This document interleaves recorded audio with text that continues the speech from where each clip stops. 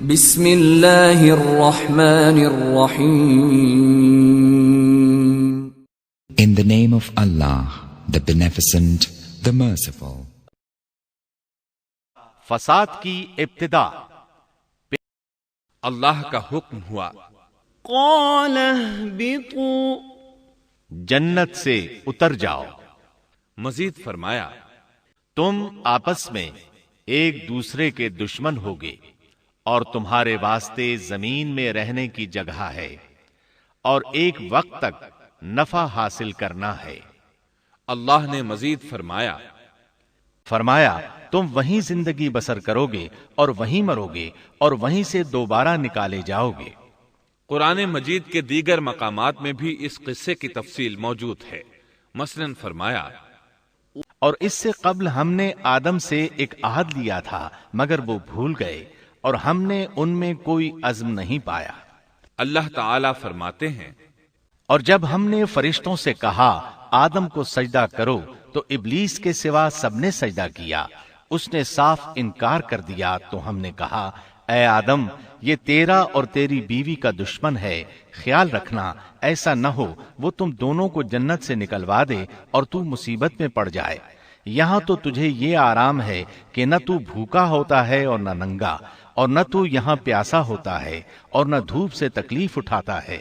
لیکن شیطان نے اسے وسوسے میں ڈال دیا، کہنے لگا میں آپ کو دائمی زندگی کے درخت اور وہ بادشاہت بتلاؤں جو کبھی پرانی نہ ہو. چنانچہ ان دونوں نے اس درخت سے کھایا، پس ان کے ستر کھل گئے اور وہ بہشت کے پتے اپنے اوپر چپکانے لگے. آدم نے اپنے رب کی نافرمانی کی پس بہک گیا. پھر اس کے رب نے نوازا، اس کی طرف توجہ فرمائی اور اس کی رہنمائی کی. حکم ہوا تم دونوں یہاں سے اتر جاؤ، تم آپس میں ایک دوسرے کے دشمن ہو. اب تمہارے پاس جب کبھی میری طرف سے ہدایت پہنچے تو جو میری ہدایت کی پیروی کرے نہ تو وہ بہکے گا نہ تکلیف میں پڑے گا. ہاں جو میری یاد سے روگردانی کرے گا اس کی زندگی تنگی میں رہے گی اور بروز قیامت ہم اسے اندھا کر کے اٹھائیں گے. آدم علیہ السلام زمین پر اترے اور اپنے رب سے توبہ کے کلمات سیکھ لیے. وہ کلمات یہ ہیں ربنا ظلمنا أنفسنا وإن لم تغفر لنا وترحمنا لنكونن من الخاسرين. اے ہمارے رب ہم نے اپنا نقصان کیا اور اگر تو نے ہم پر مغفرت و رحمت نہ فرمائی تو ہم خسارہ اٹھانے والوں میں سے ہو جائیں گے. آدم علیہ السلام زمین پر اترے اور ان کے ساتھ حوا علیہ السلام بھی اتری اور ان کے ساتھ ہی ابلیس کو بھی اتارا گیا. یہ کس جگہ پر اترے اس بارے میں اختلاف پایا جاتا ہے، لیکن ابن عباس رضی اللہ عنہ کی بات راجح محسوس ہوتی ہے کہ آدم علیہ السلام کو ہند میں اور حوا علیہ السلام کو جدے میں اتارا گیا. جب آدم علیہ السلام اتر آئے تو حوا علیہ السلام کی تلاش شروع کر دی. زمین میں ان کی تلاش میں سرگرداں ہوئے. آخر کار میدان عرفات میں دونوں کی ملاقات ہو گئی. چونکہ میدان عرفات میں دونوں نے ایک دوسرے کی معرفت حاصل کی تھی اور ان کا آپس میں تعارف ہوا تھا، لہٰذا اسی مناسبت سے اس میدان کا نام عرفات مشہور ہو گیا. پھر اللہ تعالیٰ نے زمین کے اندر انسانوں کو پھیلانا شروع کیا اور زمین کو مردوں اور عورتوں سے آباد کر دیا. امام طبری رحمت اللہ علیہ بیان کرتے ہیں کہ حوا علیہ السلام نے آدم علیہ السلام کے لیے 20 ولادتوں میں 40 بچوں کو جنم دیا.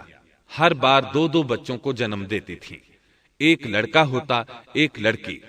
سب سے پہلا جوڑا قابیل اور اس کی بہن قمیم کا تھا. پھر انسانوں کی افزائش شروع ہوئی، آبادی میں اضافہ ہونے لگا. اللہ نے آدم علیہ السلام ہی کو ان کا نبی متعین کر دیا. وہ انہیں دین سکھاتے رہے. اس وقت تمام لوگ موحد تھے، خالص توحید کو اپنانے والے تھے، یعنی کان الناس امۃ واحدہ، تمام لوگ ایک ہی امت کے تھے. ان میں شرک کا شائبہ بھی نہ تھا.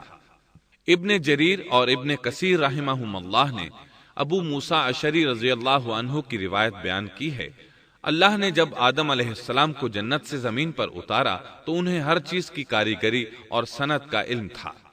جب وہ اترے تو عالم بھی تھے، لباس میں ملبوس بھی تھے، کام کاج کے تمام طریقوں سے باخبر بھی تھے، لوہے، آگ، لکڑی اور کپڑے کے استعمال سے بھی بخوبی واقف تھے۔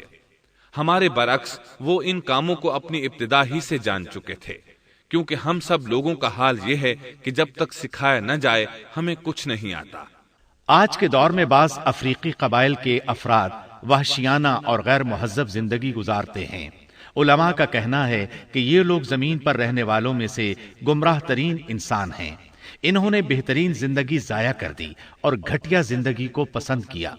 تہذیب و تمدن کا آغاز چونکہ ابتدائے آفرینش سے ہے، اس لیے ہر انسان کی فطرت میں تہذیب کی سوجھ بوجھ موجود ہے۔ بہرحال آدم علیہ السلام کے بعد انسانی مخلوق کی تعداد روز بروز بڑھتی چلی گئی اور انسانی کمزوریوں کی بنا پر گناہ شروع ہو گئے۔